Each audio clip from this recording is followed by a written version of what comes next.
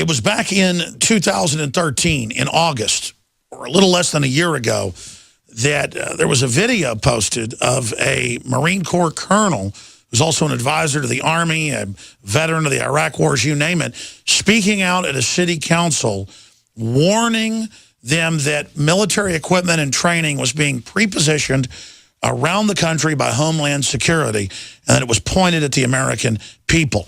Well, in the last year since he talked about that, we have seen thousands of headlines, literally dozens a week, like this one from the London Guardian, Pentagon preparing for mass civil unrest, social breakdown. Here's another one, the cost of the American police state. Battlefield USA, trillions in the last 20 years spent building up this giant domestic apparatus, hundreds of billions just the last 5 years. It is simply incredible. That's from the ACLU study. So we're really honored today to have Pete Martino in studio with us for this special report. We appreciate his courage because obviously the establishment has criticized him for talking about the 10 trillion pound elephant in the living room, or the fact that the emperor is not wearing any clothes. He is a retired colonel in the U.S. Marine Corps Reserves now. He's commanded an infantry platoon, company, and battalion, and has been the senior U.S. advisor to an Iraqi Army brigade.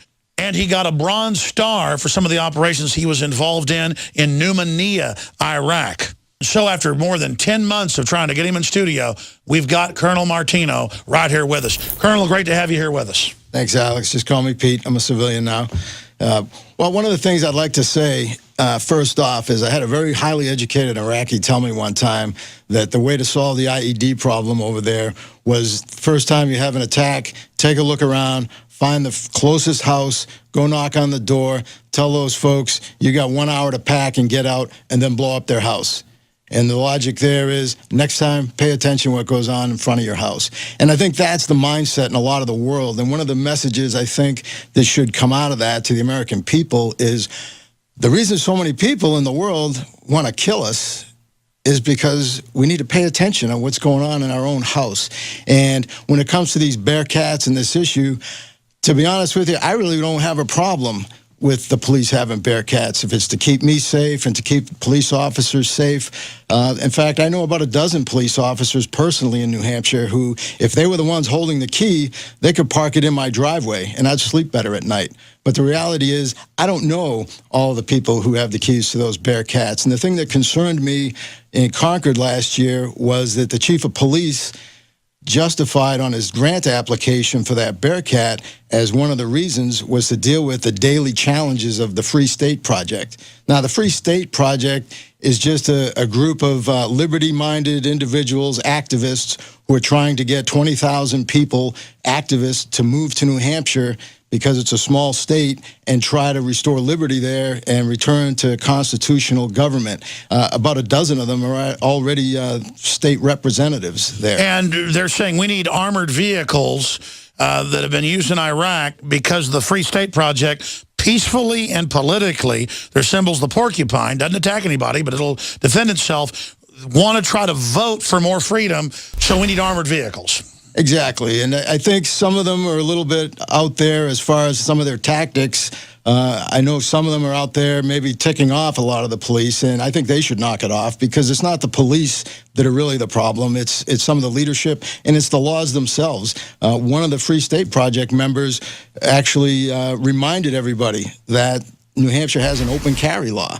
And he reminded everybody by walking down the street in Manchester, New Hampshire, downtown, and was stopped by the police and detained for a while until finally people realized that it's not an illegal act to walk down the street open carrying. And since then, now you can see people open carrying. So if we don't remind people of our freedoms, people forget we have them. And I agree. That's the cutting edge of the true civil rights movement, is open carry and things like that, because a right not exercised is dead. But Colonel, I want to go back to that city council meeting and play a few clips right now.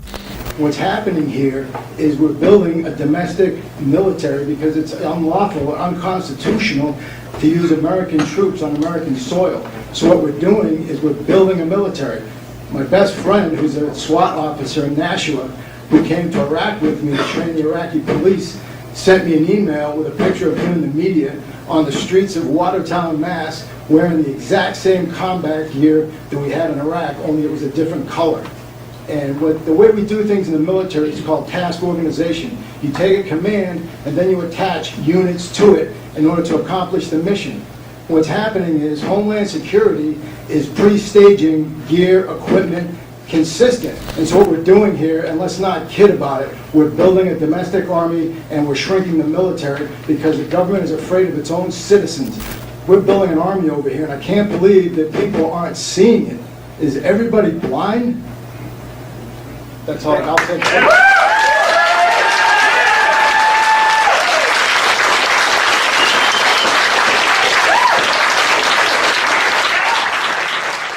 I understand, though, your point about not blaming the police individually or the military individually.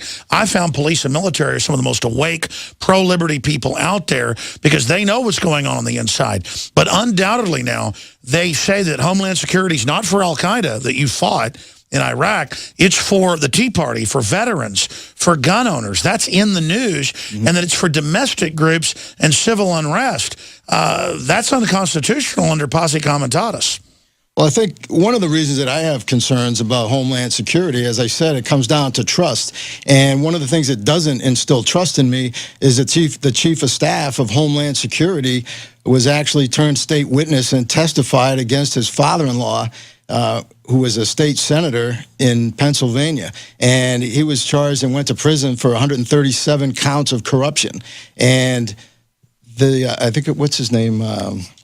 Christian Marone, who's now the chief of staff of Homeland Security, worked for the senator, spent 80% of his time doing personal work for the senator, particularly overseeing construction projects on the senator's house. And a Philadelphia city councilman said that he basically turned over on his father-in-law to keep himself from going to jail. So these are imperfect people that are in the system. That's why you've got to put restraints on it. Checks and balances. And we're all imperfect, and that's the scary part. How much power do we want to give people who are imperfect, especially someone like this who used as justification, well, it was, the culture of Philadelphia politics. So exactly. I mean, we didn't have military on the streets before in America because we understood that always turned bad. Why is it happening now? And we're not talking about during riots. Just roll them out, have them out there. Talk about why you originally went to the city council and warned people. And then I want to get your take on the NSA, on the IRS, because you've got an incredible list of things to talk about, Colonel. Well, thanks. The thing that actually brought me to that city council meeting was one of my sons. One of his friends was a victim of police abuse. And in some of these police departments all over the country, but even in New Hampshire, in some of these small towns, you get some bad apples. And the problem is that those bad apples, like in any industry, any organization, any bureaucracy, whether it's the IRS, the NSA, and so on, you've got these people who abuse their power. And so when people are victimized by people in power, it's a lot different than when somebody robbing you to take your wallet. These people have power and the authority of government behind them. And so I think institutions need to take a little bit of pride and step up themselves and police their own. And I'm shocked that nobody at the IRS has come forward. Somebody sat next to Lois Lerner. Somebody in some of these agencies was in the next cubicle and knew what was going on and still knows what's going on. And yet you don't see people coming forward and talking about it. So when you work for a government agency and people start broad brushing that agency and talking about it, they're talking about you. Same thing with our country. When people say negative things about the United States or they want to kill us or whatever, they're talking about you and me. The United States isn't some piece of dirt. It's not some monument, some building. It's you and me. It's us. It's we the people. And that's why I do what I do. So I don't want it in my name. Exactly. And so where are the people in these agencies? Where's the embarrassment? Where's the shame? Where's the sense of conscience to go out there and speak up and say something? And a lot of people are afraid of retaliation or losing their job. Well, go get another job. Look for one beforehand. Look for other. Well, I found historically, but also personally, we're going to lose everything if we don't start standing up for what's right. This attitude of just go along, don't make waves, is going to cause a literal tsunami of tyranny to bring it all down. And it all boils down to integrity. And that's one of the things that scares me, too, is the director of Homeland Security said that he was impressed with his new chief of staff's integrity. And so when we talk about integrity, I don't know what their definition is, but I thought it was interesting. We talk about the integrity of the Department of Homeland Security.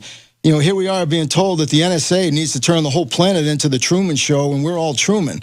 And yet, at the same time, we've got people walking across the border, without any ID, just being shipped all over the country. Borders wide open, Yeah. but Homeland Security is for veterans, Tea Party, gun owners, libertarians. Just like you said a year ago, why are the armored vehicles for the Peaceful Free State Project? Exactly. It's a fraud. It's domestically being pointed at us, so we need to have a national debate about it and explain, hey, you better point that somewhere else. And what it comes down to is the integrity of an organization by looking at its mission statement. And this is the part that I think is wrong with this country is we've got all these lofty mission statements in all of our institutions, and yet if you look at the mission statement and try to follow that mission statement, you end up in trouble with your supervisors. Right from the Department of Homeland Security's website, there are 5 core missions: prevent terrorism and enhancing security, secure and manage our borders, enforce and administer our immigration laws, safeguard and secure cyberspace, ensure resilience to disasters. Now, they're acting contrary to at least 3 of those core mission statements. And so, I'd like to challenge all those, border folks down there. I know there's some good people down there who are trying to speak up, but, people need to band together and stand up and start doing what's right. Point to your mission statement. If you're being told to do something that's contrary to that, you need to go up the chain of command until you find somebody who's willing to do something about it. I saw an article just a few days ago in Reuters about them giving an award nationally to all the people in Operation Valkyrie that tried to kill Hitler. And they teach in the German military now, if somebody tells you to do something illegal or to violate people's rights, it's not a right, it's a duty to resist it. Well, that was taught in the past in our military manuals. I've seen the ones up until the 70s. I don't see that being taught now. Exactly. I was in the Budapest airport one time, and I saw a display for cigarettes for sale, and they had multiple warning signs, labels in multiple languages, and one of them, the one in English, said, "This product will kill you." I love that. Straight to the point, honest. Wouldn't it be nice if our politicians and our government agencies came with those same warning labels instead of the lofty ones that we come up with that are hypocritical? Well, you get called an extremist for saying out-of-control government will kill you. George Washington basically said that. And they call that terrorism now. Yeah, they're terrorists, but the bottom line is to them, they are not. Now, why is that important to understand? Because they are as committed to their cause and to their way of life as you are yours. And they see you as being wrong. Who was the first terrorist organization in the United States? Who? Founding Fathers. Founding Fathers. You mean Thomas Jefferson? Oh, yeah. You mean George Washington? Oh, yeah. Paul Revere? Yeah. These guys right here, let me ask you something. Did they try to scare people? Oh, yeah. They tried to intimidate the British. Did they use acts of violence? Your founding fathers, my founding fathers, were involved in acts of terrorism against British officials because they systematically had British officials assassinated. I mean, that is scary when the government is saying, criticizing us and promoting what the country's founded on is extremist and connected to terrorism. Yeah. Well, here's another great mission statement, and this is right out of the VA's website. VA's 5 core values underscore the obligations inherent in VA's mission: integrity, commitment, advocacy, respect, and excellence. The core values define who we are, our culture, and how we care for veterans. Taking the first letter of each word, integrity, commitment, advocacy, respect, and excellence, creates a powerful acronym: I care. Come on.